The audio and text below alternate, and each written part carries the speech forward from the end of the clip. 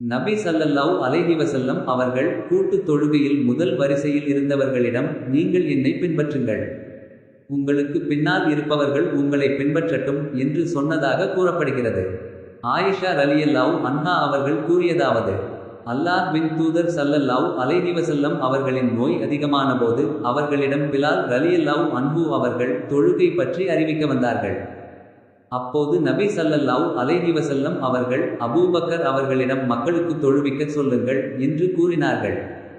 அதற்கு நான், அல்லாஹ்வின் தூதரே, என் தந்தை அபூபக்கர் ரலியல்லாஹு அன்ஹு அவர்கள் வேகமாக துக்கப்படுகின்ற மனிதராவார்கள், தொழுவதற்காக நீங்கள் நிற்கும் இடத்தில் அவர்கள் நின்றால் மனம் நெகிழ்ந்து அழுவதால் அவர்களால் மக்களுக்கு கேட்கும் விதமாக குர்ஆனை ஓத முடியாது.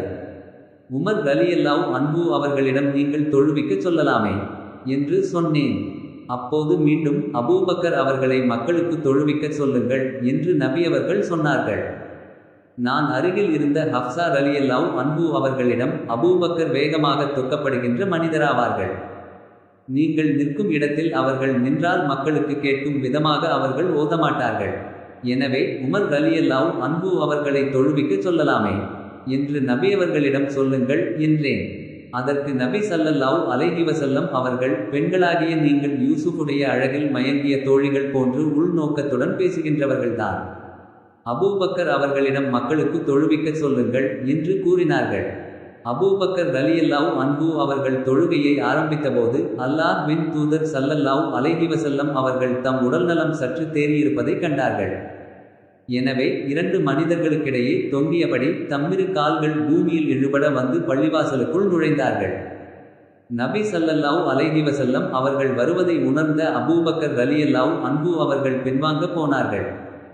உடனே அல்லாஹ்வின் தூதர் ஸல்லல்லாஹு அலைஹி வஸல்லம் அவர்கள் அபூபக்கர் ரலியல்லாஹு அன்ஹு அவர்களை நோக்கி அங்கேயே நில்லுங்கள் என சைகை செய்தார்கள். பிறகு அல்லாஹ்வின் தூதர் ஸல்லல்லாஹு அலைஹி வஸல்லம் அவர்கள் வந்து அபூபக்கர் ரலியல்லாஹு அன்ஹு அவர்களுக்கு இடப்பக்கத்தில் அமர்ந்து கொண்டார்கள். அப்போது அபூபக்கர் ரலியல்லாஹு அன்ஹு அவர்கள் நின்றபடி தொழுதார்கள். அமர்ந்தபடி தொழுது கொண்டிருந்த அல்லாஹ்வின் தூதர் ஸல்லல்லாஹு அலைஹி வஸல்லம் அவர்களை பின்பற்றி அபூபக்கர் ரலியல்லாஹு அன்ஹு அவர்கள் தொழ, மக்கள் அபூபக்கர் ரலியல்லாஹு அன்ஹு அவர்களை பின்பற்றி தொழுதனர்.